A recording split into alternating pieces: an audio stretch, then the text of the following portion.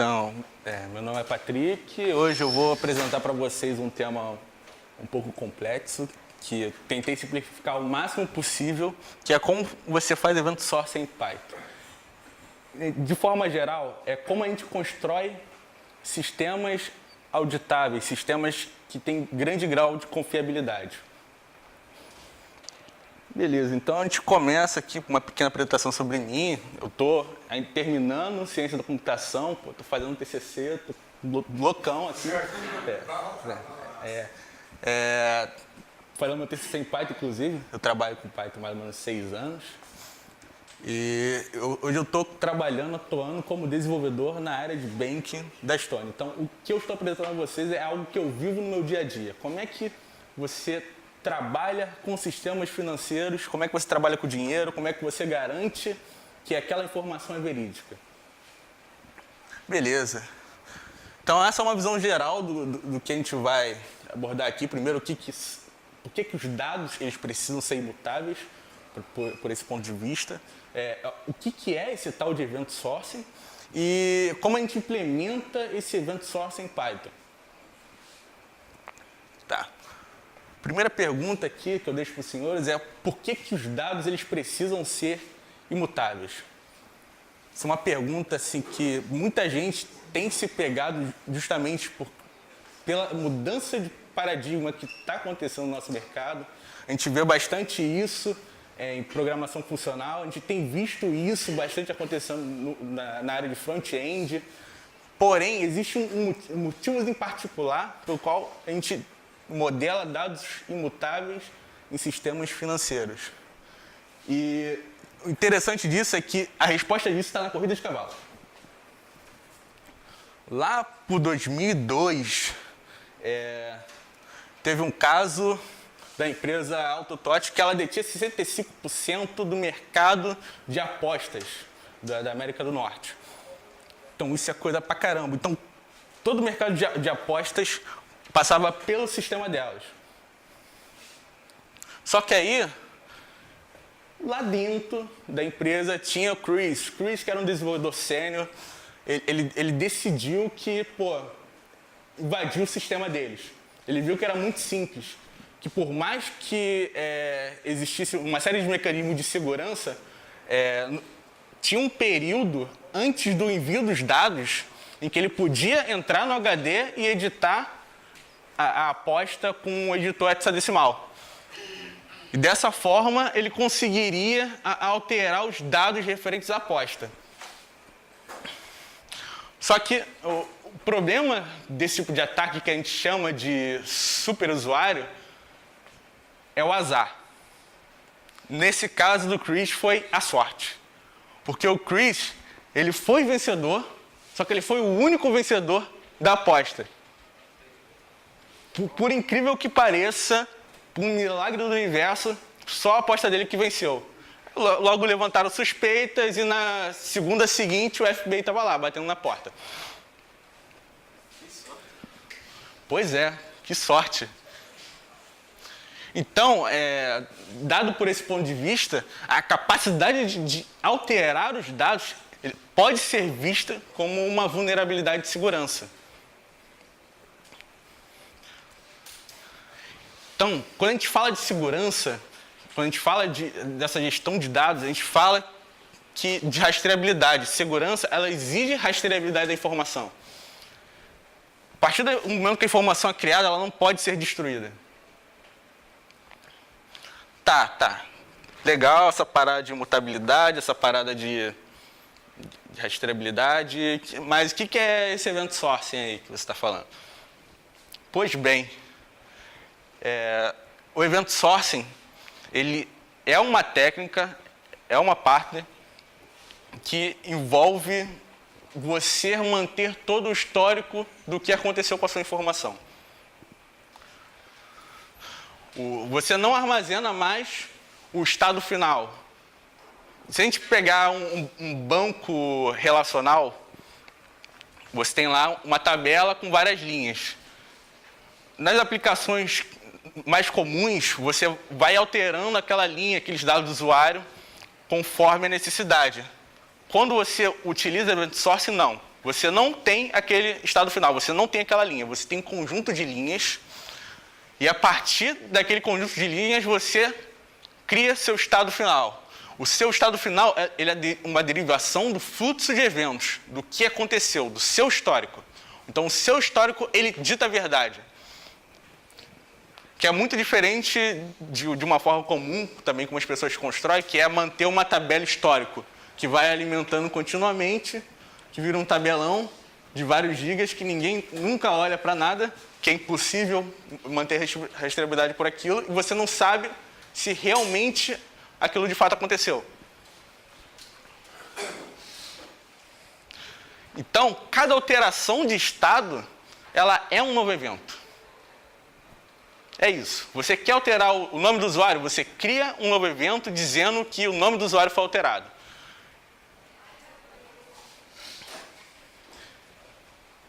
Então, quando eu crio esse novo evento, ele é um fato, ele é alguma coisa que aconteceu. Ele não é, o nome do evento não vai ser a alteração do nome do usuário. Vai ser o usuário teve o nome alterado. É sempre um fato. E uma parte interessante e bem performática dessa abordagem é que o fluxo de eventos ele é só de anetização, ou seja, você só cria um novo evento. Você nunca vai excluir um evento, você nunca vai alterar um evento, você só vai fazer uma operação, que é de insert.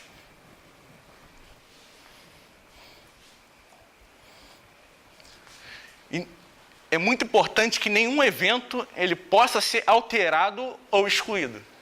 Porque se o seu sistema ele permite que alguma coisa seja alterada ou excluída, então ele não tem um grau tão grande de confiabilidade.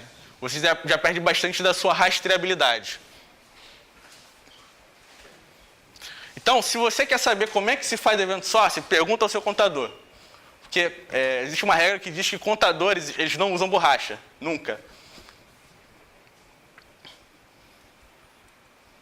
Então aqui a gente vai trabalhar bastante com esse evento, com esse cenário, que é de um banco, como um banco funciona, que tem bastante coisa a ver com como a gente está trabalhando lá. Então aqui eu tenho um exemplo de um fluxo de eventos, onde eu tenho uma conta que foi criada, a conta do João Gabriel. Depois, essa conta ganhou um depósito aconteceu nela, depois aconteceu um saque e, por fim, a conta foi fechada. Se a gente vê, até a exclusão é um novo evento. Então, eu vejo que a conta está aberta ou fechada se aquele evento aconteceu ou não.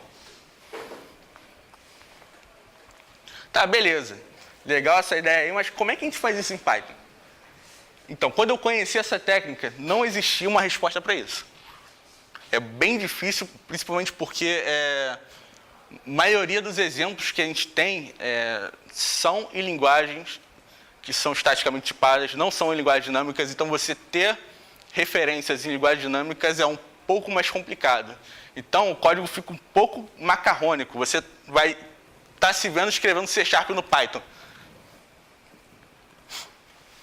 Beleza, então vamos construir um banco utilizando Python para exemplificar isso. Então, o que o banco ele precisa ter? Ele precisa ter a abertura de conta, adição e retirada de fundos, visualização de saldo, transferência entre contas, e nós vamos implementar isso da seguinte forma. Primeiro a gente vai criar os eventos com as suas propriedades.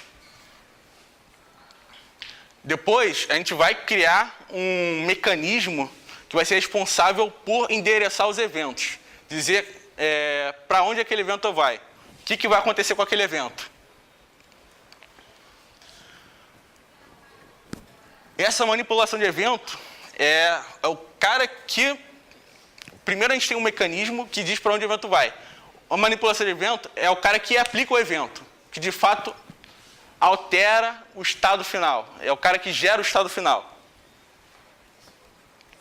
E os comportamentos é quem dispara o evento para o roteamento de evento. Isso aqui está um pouco abstrato ainda, porém, a gente vai clarear um pouco. Então, a alteração de estado, ela deve sempre ocorrer quando o objeto recebe um evento. Isso, você só pode alterar os atributos de uma classe lá do objeto só quando ele recebe um evento. Só quando o evento é disparado. Você não vai ter um método para alterar isso, você não vai alterar externamente. Ele tem que receber um evento, saber interpretar ele e alterar o próprio estado.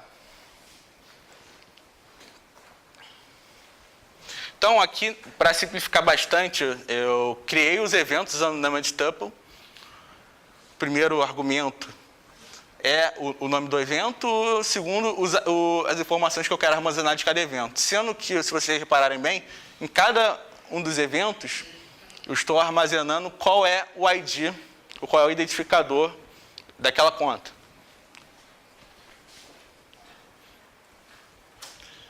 Então, esse cara aqui, ele que é o responsável por rotear os eventos.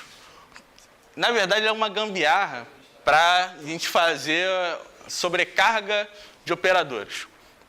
Como o Python ele não implementa despacho múltiplo, a gente cria um método que, a partir do nome da classe, ele chama o método apropriado para tratar ela. Essa é uma forma com menos magia de a gente tentar manter alguma coisa um pouco mais dinâmica. Então, o primeiro argumento dessa classe é uma lista de eventos, porque eu posso, sempre que eu quiser, reproduzir tudo o que aconteceu no histórico para chegar no estado final. A partir dessa lista, ele vai chamando cada método apropriado para alterar o objeto. Então, aqui eu implementei um método para cada evento, onde cada evento vai alterar o estado interno do objeto. Porém, lembrando, nós não estamos, de fato, alterando o estado. Aqui, esse estado ele não é verdade. A minha verdade é o meu histórico. Esse estado é uma projeção do que aconteceu.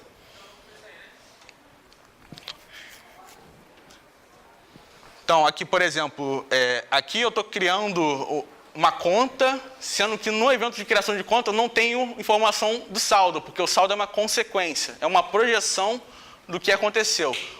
Mas, a partir que o evento aconteceu, eu crio um saldo, 0. Quando ocorre um depósito, eu incremento esse saldo. Quando ocorre um saque, eu subtraio desse saldo. Em outro detalhe. Aqui, o evento de transferência, parece redundante o que está acontecendo, porém, não é por conta da rastreabilidade. Por mais que os eventos relacionados à transferência façam o mesmo tipo de alteração que depósito e saque, o evento em si é uma informação crucial. O nome do evento, o que aconteceu, ele me diz o que de fato ocorreu naquele momento. Então, por isso que são coisas separadas. E aqui eu tenho um exemplo de como esse mecanismo funciona. O objeto ele recebe os eventos, ele tem um método que vai meio que tentar buscar qual Pode chamar esse evento central de roteador? Sim. Esse cara aqui é o roteador. Que vai pegar o método correto para fazer o tratamento dele.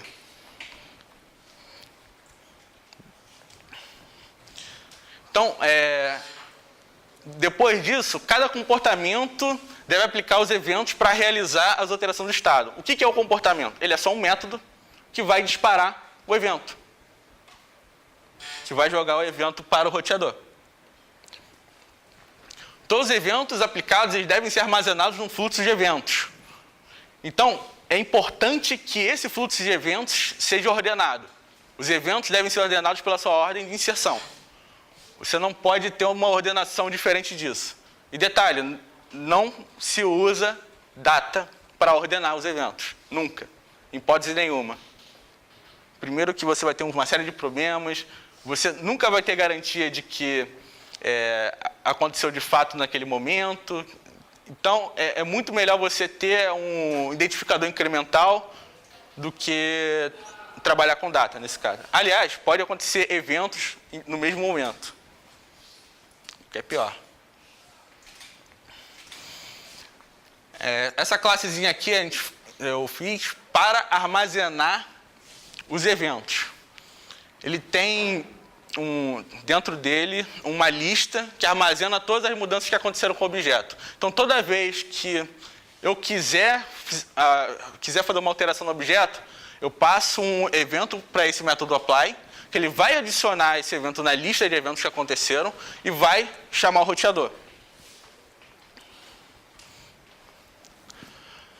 Aqui são os comportamentos que eu defini, que são métodos simples, com nome descritivo do que acontece, que chamam esse apply, passando o evento com os dados.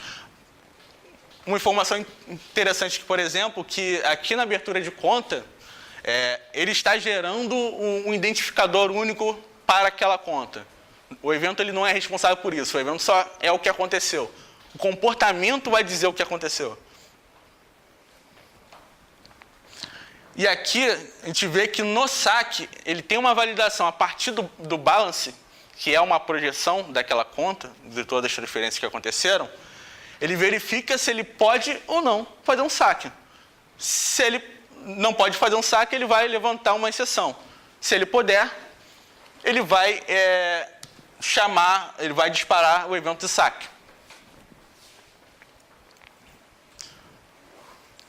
Aqui, para realizar a transferência entre contas, você tem que ter duas partes. Uma para realizar a transferência e a outra para receber a transferência. O método que faz a transferência, ele precisa ter um valor e a conta de destino. Ele vai verificar primeiro o saldo dele para ver se está tudo ok, se pode fazer. E depois ele vai debitar da própria conta o valor. E por fim, ele vai chamar o método de receber transferência da conta que ele recebeu como argumento.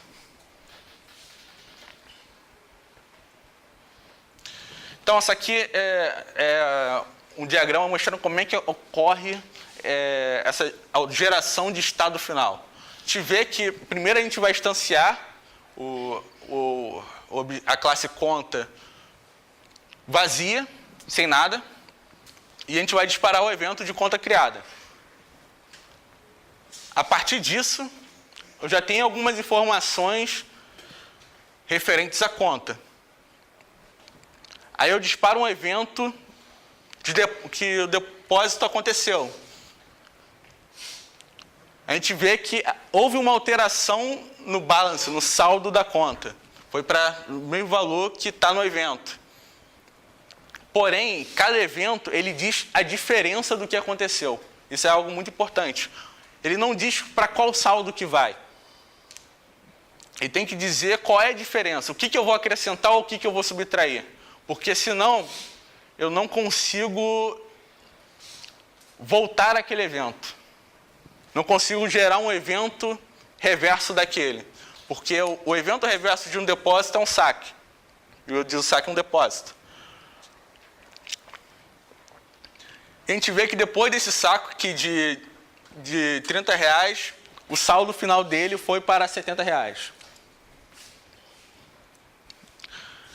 Então vamos lá, algumas considerações finais sobre essa abordagem. Primeiro, só considere utilizar event sourcing quando você tem uma série de operações que não podem ser resolvidas com CRUD. CRUD é muito bom. CRUD é muito simples. Se você olhou isso aqui e ficou encantado, esquece isso. Você só use se for realmente preciso. Daqui não é para ser uma bala de prata. Se você precisa que no seu sistema os dados que estão transitando por ele sejam confiáveis, considere utilizar o event sourcing. Tá. Se a rastreabilidade da informação é um requisito, como por exemplo lá no sistema de apostas, como a gente viu, é importante que você use Event Source. Para a gente lá na minha área, principalmente de bank, é importante porque de uma hora a gente fica do lado do Ministério Público, uma hora ou outra eles batem lá, vão querer as nossas informações, e a gente tem que mostrar como é que o saldo daquela pessoa chegou naquele estado.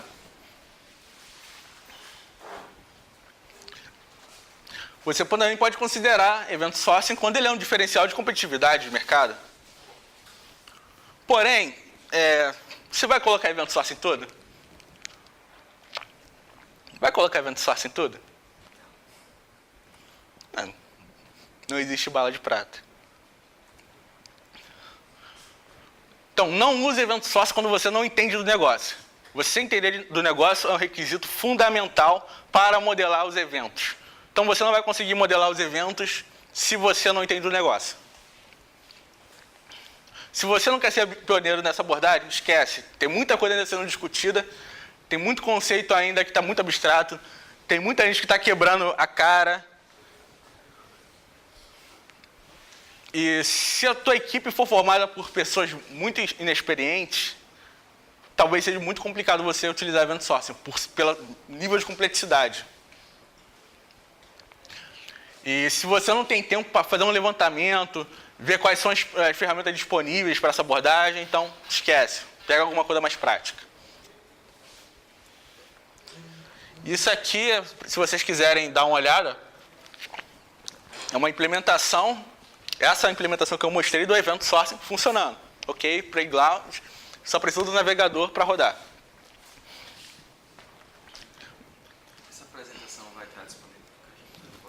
Vai sim, vai sim. Inclusive eu posso mandar agora. Já tenho ela. Tudo bonitinho. E é isso aí, pessoal. Muito obrigado. Esses são os meus contatos. Me sigam no Twitter. Vamos debater sobre isso.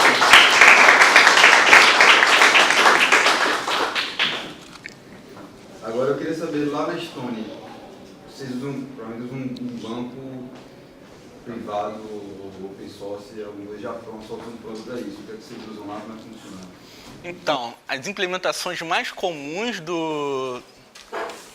de Event Sourcing, ou você vai utilizar o banco criado pelo Greg Owen, que foi o cara que cunhou esse termo, ou você vai usar o Postgres mesmo, justamente pela sua parte no ciclo, que é bem interessante. Você consegue fazer uma série de coisas legais com ele. Então a gente não usa nenhum banco privado, não. A gente está no Postgres mesmo. Ah, vocês usam Isso. Então, o que o Nubank usa, né? O Datomic. Datomic também é um banco só. Ele tem conceitos bem parecidos com esses aqui. Ele é bem otimizado para leitura e não tanto para escrita. E toda a escrita dele é inalterável. Que é esse o princípio, né? Isso, é imutável. E aí, meio que puxa a segunda pergunta, já que não é o Datomic, tipo, vocês já tiveram alguma bronca grande por não ter essa imutabilidade, sei lá, a nível aplicação? Assim, meio que vocês estão abstraindo em cima do Postgres, o Postgres por si só, ele não garante as coisas que a gente só precisa, já deu alguma bronca, não está funcionando legal? Então, quando a gente trabalha com segurança, sempre existe um risco residual que a gente tenta aceitar, né? A gente sabe que o Postgres não é um banco imutável, porém, te dar um exemplo, justamente o que aconteceu com esse sistema de apostas. A única forma que tinha deles realmente fazer um sistema seguro é se o disco deles fosse só de escrita. E isso é bem complicado. Você chegar nesse nível é bem complicado. Entendeu? É bem complicado. Então a gente está usando assim, um banco mutável, o sistema ainda é imutável. Se você alterar alguma coisa a nível de dados, a gente vai saber, porque a gente tem toda a rastreabilidade da informação. Se você excluir uma linha, gera uma inconsistência no sistema, existe um sistema de monitoramento. Então existe uma série de outras coisas que você pode fazer para trabalhar ainda em uma base mutável. Vocês construíram esse ambiente para compensar... Isso. O roteador, nesse caso, como ele é tudo passa nele, ele não seria um gargalo para a aplicação? Todo evento passa nele, dele que sai para os outros, então ele não seria um... Então, o roteador nesse caso aqui, ele é só uma... Ele está dentro do objeto banco, conta do banco. Ele é só um método no conta do banco. Aqui eu só extraí ele para simplificar. Ele é um mixing. O banco vai herdar dele. Entendeu? Entendi. Então, por exemplo, como tem no caso, eles têm a representação do evento do objeto final, né? O derivativo de todas as ações. Pra, tipo, se o cara quiser fazer um retrieve aí, ele vai ter o cara lá no final, que já é o estado final, a aplicar todas as ações, mas tipo, o tempo todo já confia que aquele dado é o verídico, sempre está reproduzindo todo o passo a passo para poder validar a cada recuperação de banco. Então, essa é uma outra desvantagem que eu não coloquei aqui, que você sempre vai reproduzir. Sempre. Ou seja, você sempre aplica todas as ações, compara... Sempre. Então, por exemplo, para você fazer uma busca, como é que você faz uma busca por saldo? Saldo não existe. Saldo é uma projeção. Então, a forma como você tem de trabalhar com isso é criando tabelas de projeção, tabelas que você vai alimentando conforme as alterações. Ter uma alteração, escrevo no fluxo de eventos, vou escrever na tabela principal, depois eu projeto para uma outra tabela lá que vai ter o estado final, mas aquilo ali não é minha verdade. Eu posso excluir e recriar tudo. Entendeu? No caso, checkpoint. Seria um checkpoint, né? Do estado final. Então, tem diferença. Tem uma coisa que é chamada, que é o checkpoint, que a gente chama de snapshot, que a gente gera o estado final do objeto até um determinado momento do fluxo de eventos. A projeção é quando eu interpreto aqueles dados, como é o caso do balance. E nesse caso, assim, a última pergunta, nesse caso tem que ser um monolito, né? Porque quando a brincadeira vira distribuída, é mensagem pela internet, Então, a concorrência você pode resolver com o banco. Tem forma de você fazer isso. Se você usa o Postgres, por exemplo, o Postgres ele permite que você faça um lock lá na tabela e tanto faz. Mas o lock é uma operação muito custosa. Então você consegue fazer, como no caso do Cassandra, um Lightning Transaction, que no momento que você vai escrever, você verifica qual é a última versão. Se a última versão não for a versão que você está trabalhando, ele vai quebrar. Então você só vai ter uma operação, uma conexão com o banco. Vai quebrar e a aplicação vai ter que saber tratar. É uma concorrência otimista nesse caso. É que nem o Git, resolve aí o conflito. Entendi. Beleza, obrigado. Show? Mais perguntas? Beleza, então.